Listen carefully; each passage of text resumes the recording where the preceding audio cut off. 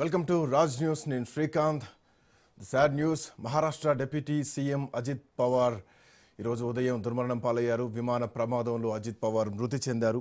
అది రన్వే పైన 100 అడుగుల ఎత్తు నుంచి కింద పడిపోయింది.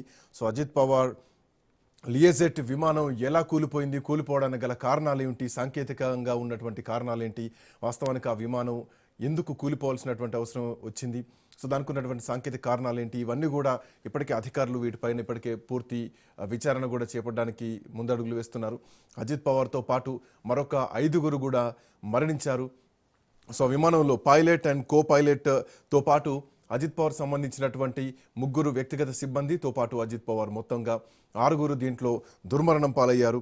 అజిత్ పవార్ విమానం ల్యాండ్ అయ్యే ముందు దాదాపు 35 నిమిషాల పాటు గాల్లోనే తిరుగుతూ ఉందన్నట్టుగా తెలుస్తోంది. ఎందుకంటే ల్యాండింగ్ గేర్ ఏమైనా ఇష్యూ వచ్చిందా, లేదంటే విమానం బాడీ పైనే ల్యాండ్ చేయాల్సినటువంటి పరిస్థితులు ఏమైనా వచ్చాయా, ఇంకేమైనా మేడే కాషన్స్ ఏమైనా వచ్చాయా, మేడే అనౌన్స్మెంట్స్ ఏమైనా వచ్చాయా పైలట్స్ దగ్గర నుంచి, ఇవన్నీ కూడా కాక్పిట్లో ఏం రికార్డ్ అయ్యా అన్నటువంటి విషయాలను కూడా ఇంకా పూర్తిగా తెలియాల్సినటువంటి అవసరం ఉంది.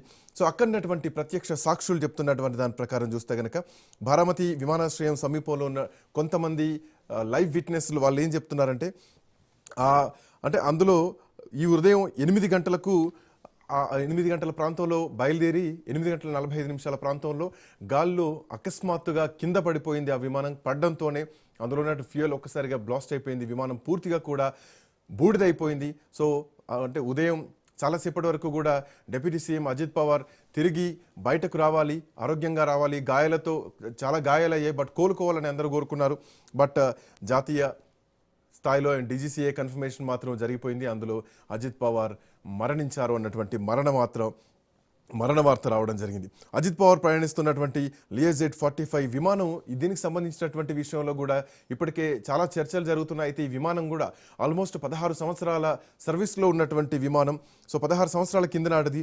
ఢిల్లీకి చెందినటువంటి విఎస్ఆర్ వెంచర్స్ ప్రైవేట్ లిమిటెడ్ అనేటువంటి సంస్థ ఈ విమానాన్ని నడిపిస్తోంది అన్నట్టుగా కూడా తెలుస్తోంది. సో ఈ లియజెట్ 45ను కెనడియన్ కంపెనీకి చెందినటువంటి బాంబీ డియార్డ్ ఏరోస్పేస్ తయారు చేసింది. ఇది 1998 నుండి అది మొత్తం కూడా కంప్లీట్లీ కమర్షియల్ లైన్లో నడుస్తోంది. సో ఇది ఈ విమానాన్ని డిప్యూటీ సీఎం అజిత్ పవార్తో పాటు చాలా సందర్భాల్లో చాలామంది కూడా దీన్ని వాడినట్టుగా తెలుస్తోంది. 1980 నుంచి ఇది వాడకంలో ఉంది. అండ్ దిస్ ఈజ్ 1998లో వాడితే ఇది బోయింగ్ 777 లాంటి ఒక పెద్ద కంపెనీ, వాణిజ్య విమానాలను తయారు చేసేటువంటి పెద్ద కంపెనీ. అఫ్కోర్స్ బోయింగ్ గురించి తెలిసినటువంటి విషయమే. బోయింగ్ విమానాల తయారీలో చాలా ప్రత్యేకమైనటువంటి కంపెనీ. అండ్ మోరోవర్ ఎయిర్ ఇండియాలో కూడా బోయింగ్ విమానాలనే ఉపయోగిస్తూ ఉంటారు. పెద్ద కంపెనీ అనే చెప్పాలి. సో భద్రతా పరంగా కూడా ఇది చాలా మంచిదనే చూస్తూ ఉంటారు. అట్లాంటి ఒక బ్రాండ్ బోయింగ్ కంపెనీకి ఉంది. సో అట్లాంటి విమానం ఈరోజు ప్రమాదానికి గురి కావడం చాలా ఆశ్చర్యానికి గురి చేస్తోంది. దీంట్లో సాంకేతిక సమస్యలు వచ్చాయన్నది కూడా తెలుస్తోంది. అయితే మేడే కాషన్స్ ఏమైనా ఇచ్చారా, కాక్పిట్లో ఏం రికవర్ అయింది అన్నది కూడా పూర్తిగా తెలియాల్సినటువంటి అవసరం ఉంది. దీని కెపాసిటీ కూడా 8 నుంచి కేవలం 10 మంది పట్టేటువంటి కెపాసిటీ ఉన్నటువంటి విమానమే. సో ఏదేమైనా ఈరోజు అక్కడ పూణేలో ఉన్నటువంటి ఏదైతే పూణేలో ఇప్పుడు ఎలక్షన్స్ జరగబోతున్నాయి, జిల్లా పరిషత్ ఎన్నికలు జరగబోతున్నాయి బారామతిలో.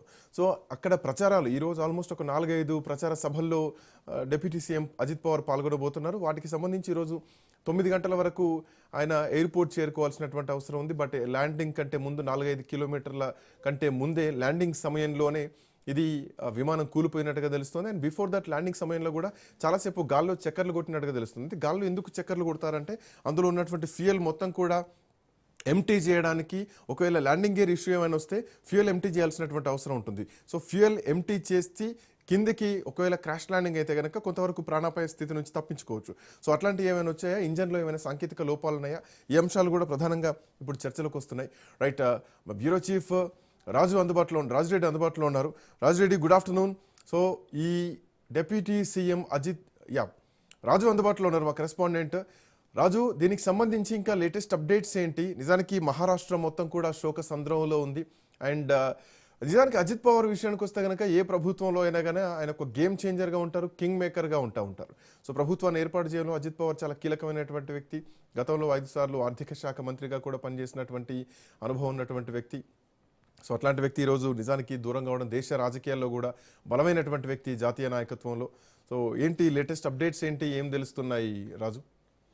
శ్రీకాంత్, మహారాష్ట్ర డిప్యూటీ సీఎం అజిత్ పవార్ దుర్మరణం పాలవడం ప్రస్తుతం దేశ రాజకీయాల్లో ఒక సంచలనంగా మారింది. ఎందుకంటే ఈ విమాన ప్రమాదం అనేది ఈ విమాన ప్రమాదంలో ఆయన దుర్మరణం పాలవడం, ముఖ్యంగా ఈ విమానానికి సంబంధించినటువంటి కంపెనీ ఒకసారి మనం చూసినట్టయితే ఇది బోయింగ్కి చెందినటువంటి బాంబార్డియర్కు చెందినటువంటి ఇది 45 లియర్ జెట్ 45 అని దీనికి పేరు ఉంటుంది. అదేవిధంగా ప్రపంచవ్యాప్తంగా ఇది ప్రాచుర్యం పొందినటువంటి ప్లేన్ ఇది. సో ఇట్లాంటిది సెక్యూరిటీ ఫీచర్స్ అనేటివి ఇందులో ఎక్కువగా ఉంటాయని చెప్పేసి కూడా బిజినెస్ పీపుల్ చాలామంది కూడా దీన్ని ప్రిఫర్ చేస్తారని చెప్పేసి కూడా మనకు తెలుస్తూ ఉంది. ఇందులో 8 మంది కంఫర్టబుల్గా ప్రయాణం చేయవచ్చు అని చెప్పి కూడా ఇప్పటికే మనకు తెలుస్తూ ఉంది. అయితే ఇందులో ఏదైతే డబుల్ క్లబ్ కాన్ఫిగరేషన్ అంటే డబుల్ ఇంజన్స్ కూడా ఇందులో ఉంటాయి. ఎక్కడైనా టెక్నికల్ ఇబ్బంది వచ్చినా కూడా సో అదేవిధంగా గాల్లోనే ఇది సో అదేవిధంగా సరి చేసుకొని మళ్ళీ ఎగరగలదని చెప్పేసి కూడా దీనికి పేరు ఉందని చెప్పేసి కూడా మనకు తెలుస్తూ ఉంది. అయితే ప్రధానంగా దీనిలో సౌండ్ కూడా తక్కువగా ఉంటుంది అని చెప్పి కూడా తెలుస్తూ ఉంది. అతి తక్కువ సౌండ్ తోటి ఇది సౌకర్యవంతంగా వెళ్ళేందుకు